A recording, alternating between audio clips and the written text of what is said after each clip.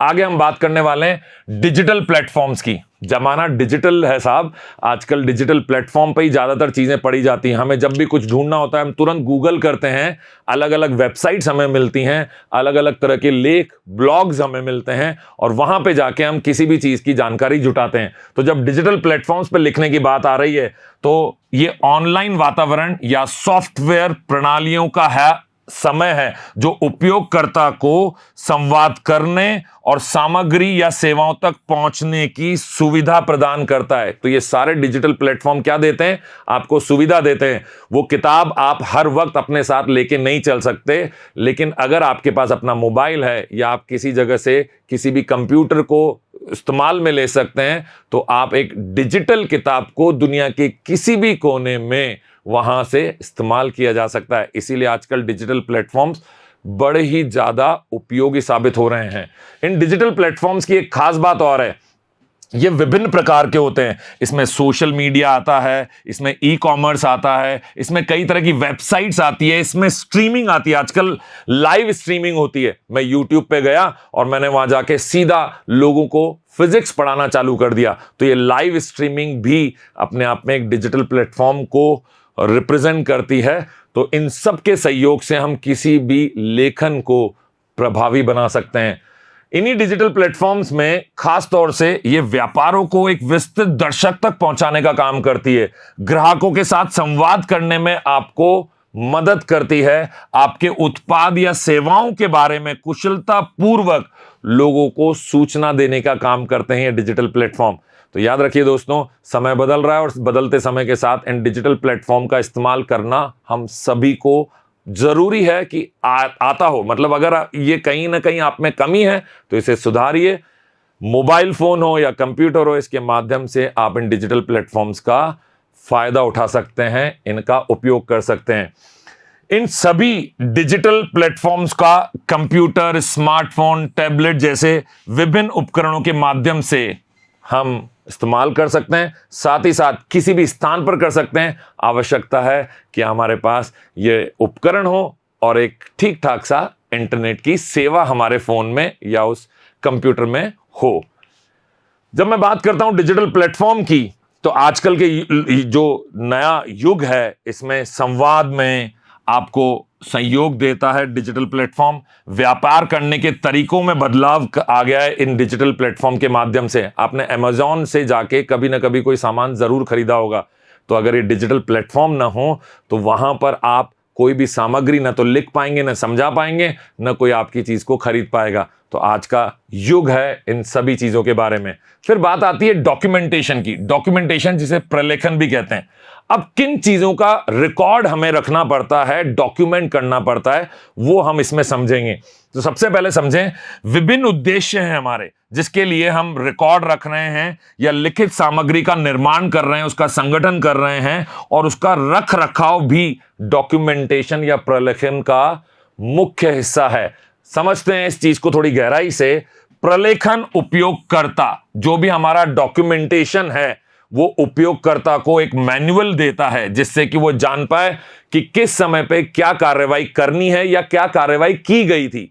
तो ये अपने आप में तकनीकी जितनी भी हमारी निर्देशिकाएं हैं, इंस्ट्रक्शंस जिनको हम बोलते हैं, उन निर्देशिकाओं की रिपोर्ट बनाने में, प्रक्रिया में और दिशा निर्देशों को निर्धारित करने में बड़ा ही महत्वपूर्ण रोल अदा करता है। डॉक्यूमेंटेशन की एक खास चीज जो हमें समझ में आती है वो ये है कि ये उपयोगकर्ताओं या किसी भी कंपनी है, कोई ऑर्गेनाइजेशन है, कोई संगठन है, उसके कर्मचारियों, उसके हितधारकों के लिए संदर्भ और संवाद का साधन है।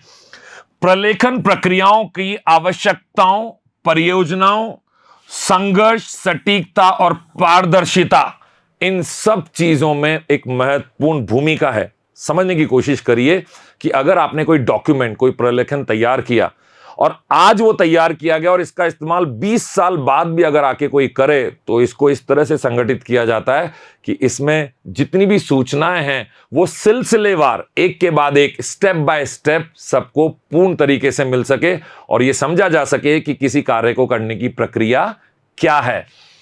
वहीं जब मैं डॉक्यूमेंटेशन की बात कर रहा हूं तो इसका महत्व सॉफ्टवेयर के विकास में आता है, स्वास्थ्य की सेवाओं में। अब बहुत साल पहले अगर मान लीजिए किसी एक बीमारी के ऊपर बड़ी रिसर्च की गई, फिर बनाया गया एक डॉक्यूमेंट, एक प्रलेखन तैयार किया गया कि सबसे पहले क्या चीज देखी गई, फिर उसका क्या हल निकल के आया, उस हल को प्राप्त करने के लिए किन किन प्रक्रियाओं से गुजरना पड़ा। अगर इसका सही डॉक्यूमेंटेशन, एक चेन बना दी जाए, तो 10 साल, 20 साल, 50, 100 साल बाद भी अगर कोई उसे पढ़ेगा तो उसे वो पूरी प्रक्रिया स्पष्ट रूप से समझ में आएगी।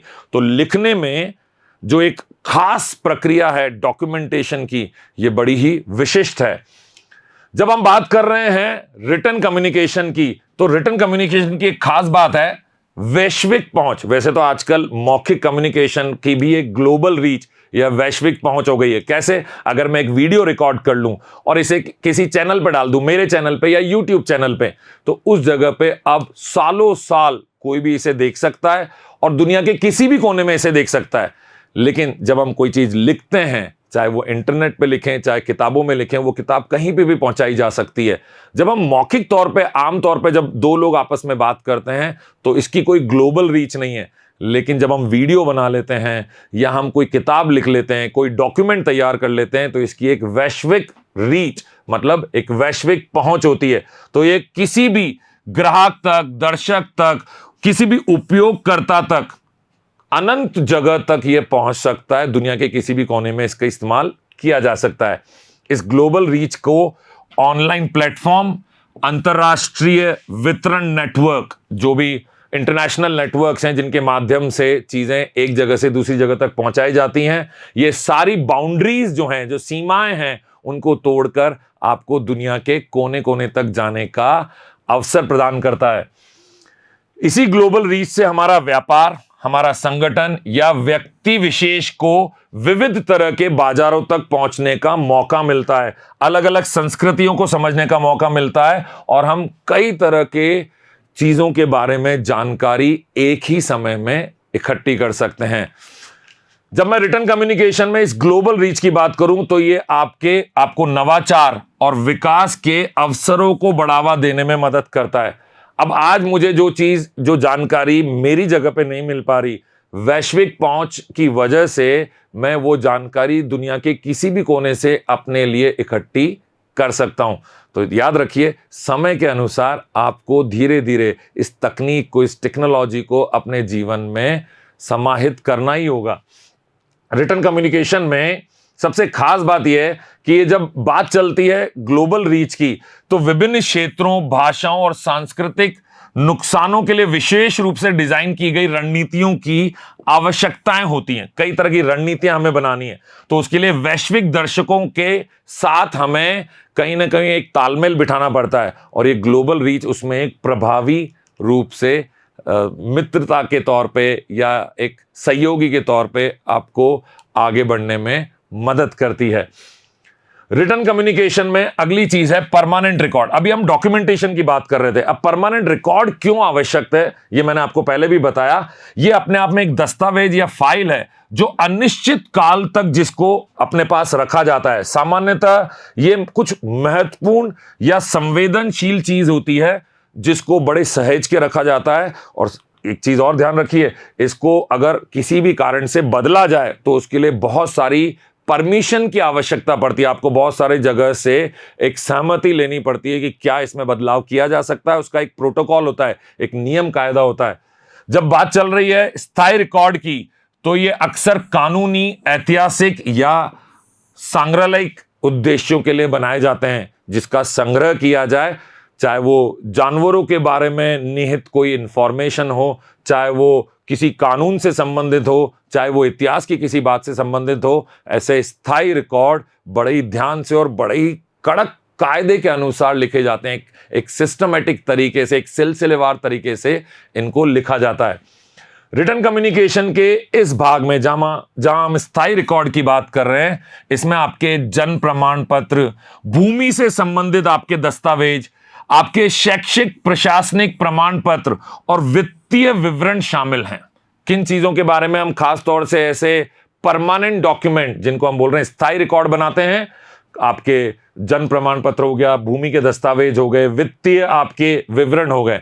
इन सब चीजों को लंबे समय तक, अब एक जमीन है, एक खेत है, वो मान लीजिए अगले 50 सालों में 20 बार बेचा गया या 10 बार बेचा गया, तो इन 10 बार बेचान के दौरान किसने किसको बेचा, ये एक परमानेंट रिकॉर्ड के अंदर निहित किया जाता है।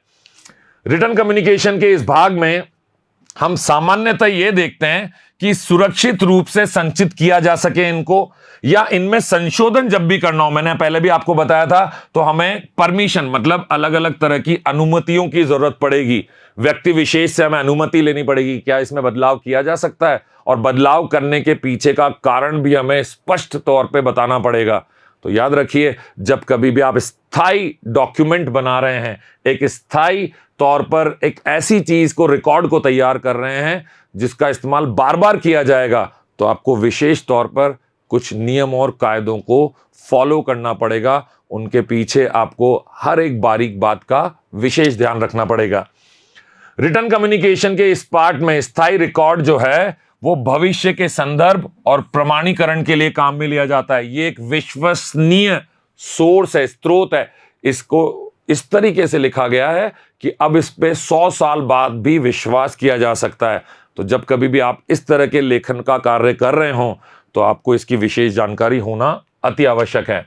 आगे हम बात कर रहे हैं फॉर्मल कम्युनिकेशन की, औपचारिक संचार की। अब जब औपचारिकता की बात कर रहे हैं तो ये व्यक्ति विशेष से संबंधित हो सकती है, संगठन विशेष से संबंधित हो सकती है, उनके नियम कायदों से संबंधित हो सकती है। इसका मतलब है सीधा सीधा किसी संगठन में या व्यक्तियों या संस्थाओं के बीच में जानकारी, संदेश, निर्देशों, आधिकारिक आदान प्रदान को एक सही ढांचे में, एक पूर्व नियोजित ढांचे में ढालना, उस प्रकार लिखना, यही कहलाता है आपका फॉर्मल कम्युनिकेशन या औपचारिक संचार। जब औपचारिक संचार की बात चल रही है तो ये एक चैनल, प्रोटोकॉल या भाषा की मर्यादा और शैलियों का पालन करता है। जब भी औपचारिकता रहेगी तो आपको कई तरह की चीजों का नियम कायदे के अनुसार पालन करना पड़ेगा।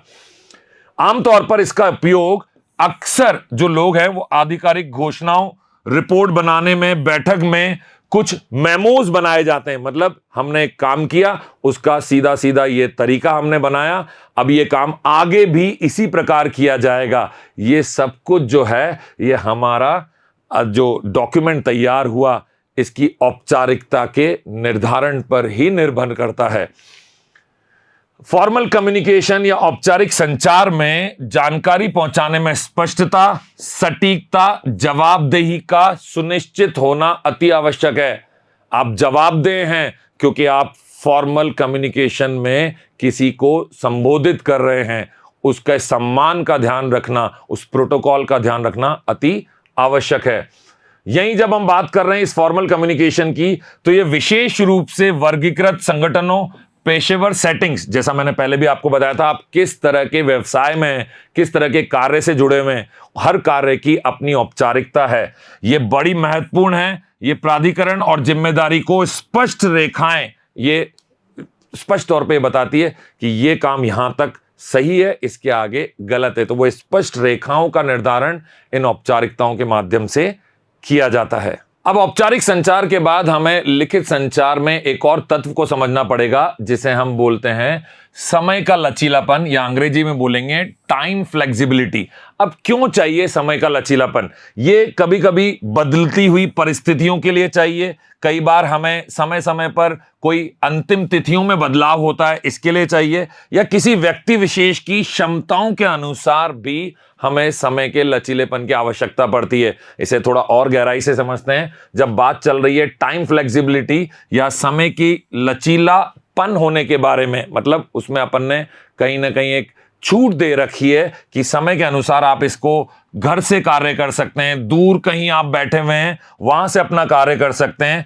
आप आंशिक तौर पे, जिसको पार्ट टाइम जॉब बोलते हैं, आंशिक तौर पे भी इसको कर सकते हैं, वीकेंड्स पे, शनिवार रविवार को ये कार्य कर सकते हैं। तो ये एक लचीलापन है, ये एक सहयोग की भावनाओं को दिखा रहा है। ये उस परिस्थिति के अनुसार किया जा सकता है जब आपको किसी कार्य के लिए एक समय सीमा निर्धारित करनी हो। मैं इसको और सिंपल शब्दों में अगर समझाऊं, आसान तरीके से, तो ये व्यक्तियों को काम और व्यक्तिगत जीवन की जो जिम्मेदारियां हैं उनके बीच में बेहतर संतुलन प्रदान करता है। ये लचीलापन क्यों रखा गया है? ताकि आप अपने काम में और अपने जो आपका पर्सनल जीवन है, व्यक्तिगत जीवन, इसमें एक संतुलन बना सकें। ऐसा ना हो कि आप एक काम करने के लिए दूसरे काम को छोड़ते चले जाएं।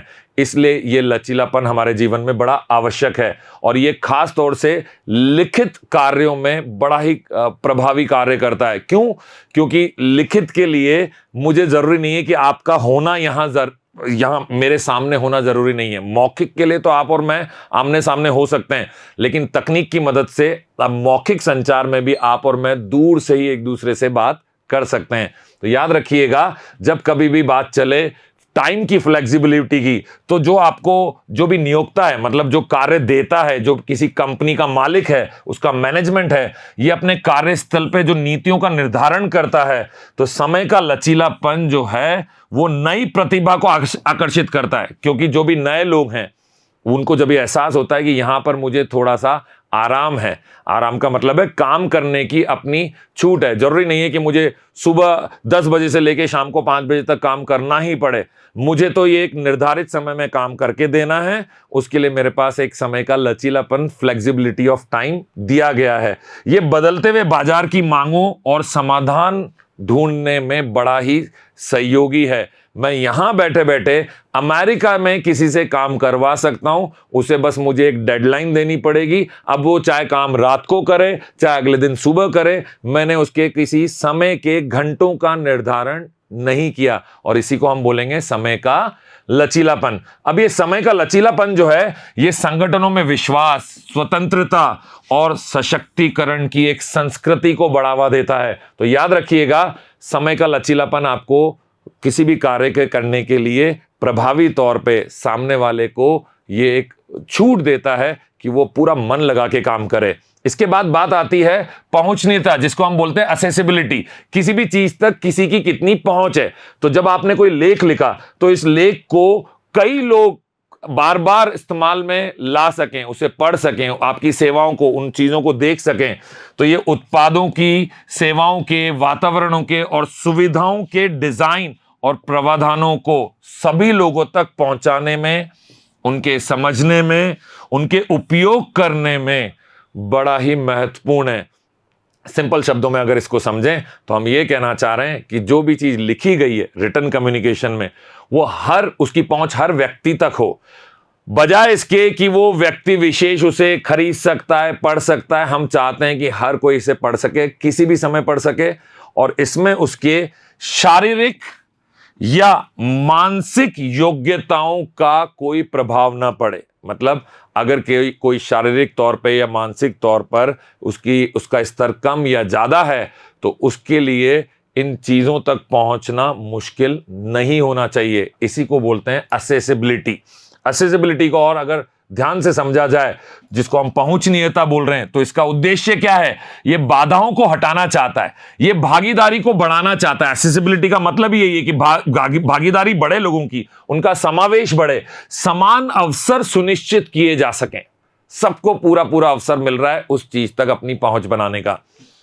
असेसिबिलिटी की अगर मैं बात करूं तो इसमें शारीरिक पहुंचनीयता, डिजिटल पहुंचनीयता, डिजिटल असेसिबिलिटी, सेंसरी, इंद्रिय पहुंचनीयता और मानसिक पहुंचनीयता जैसे विभिन्न पहलुओं को शामिल किया जाता है। यही असेसिबिलिटी की अगर बात की जाए तो इसका लाभ केवल विकलांग व्यक्तियों को ही नहीं मिला। ऐसा नहीं है कि सिर्फ उन्हीं तक पहुंच रहा है, बल्कि ये वृद्ध जनसंख्याओं, अस्थायी विकलांगता और परिस्थितिगत सीमाओं को भी आपको मदद मिलती है कि इन सब चीजों के बावजूद भी आप उस लेख तक, उस कार्य तक, उस डॉक्यूमेंट तक, उस रिकॉर्ड तक अपनी पहुंच बना सकें। आगे रिटन कम्युनिकेशन में जब हम बात कर रहे हैं इस पहुंचनीयता की, तो सबसे खास बात यह है कि इसका विभिन्न क्षेत्रों में, जैसे आर्किटेक्चर, परिवहन, प्रौद्योगिकी, शिक्षा, सार्वजनिक सेवाओं में इसकी आवश्यकता रहती है, ताकि किसी भी चीज की जानकारी किसी को चाहिए, वो किसी भी क्षण ले सके बिना किसी और पर निर्भर हुए। रिटन कम्युनिकेशन में सबसे खास बात हमने अभी तक यह देखा कि जितने भी लोग इस रिटन कम्युनिकेशन का हिस्सा बनते हैं, लिखने वाला और पढ़ने वाला, ये दो लोग हैं जिन्होंने लेखन का कार्य किया और जिन्होंने पढ़ने का कार्य किया। तो लिखने वाले को यह ध्यान रखना है कि उसके लेख की पहुंच दूर तक हो। इसीलिए आप सिर्फ पुस्तक लिखेंगे उससे बात नहीं बनेगी, उसका डिजिटलीकरण भी आवश्यक है। इसीलिए डिजिटल प्लेटफॉर्म्स के बारे में बताया गया है। और अगर आप पाठक हैं, उस कैटेगरी को बिलोंग करते हैं, उस पाठक वाली कैटेगरी में आप आते हैं, तो आपको भी ये ध्यान रखना है कि पढ़ने के लिए आपको इस डिजिटलीकरण की दुनिया से सहूलियत भरे तरीके के साथ आपको इसके साथ एक दोस्ती, एक मित्रता बनानी पड़ेगी। तो दोस्तों, यहां तक हमने कम्युनिकेशन की उन सभी बारीकियों के बारे में पढ़ा जिसके बारे में मैं गारंटी से कह सकता हूं आज तक आप नहीं जानते होंगे कि इन चीजों को भी हम कम्युनिकेशन में, संचार में शामिल कर सकते हैं। जल्दी मुलाकात होगी आपकी मेरी अगले भाग में और हम समझेंगे कम्युनिकेशन के बारे में कुछ और मजेदार बातें। तब तक के लिए धन्यवाद।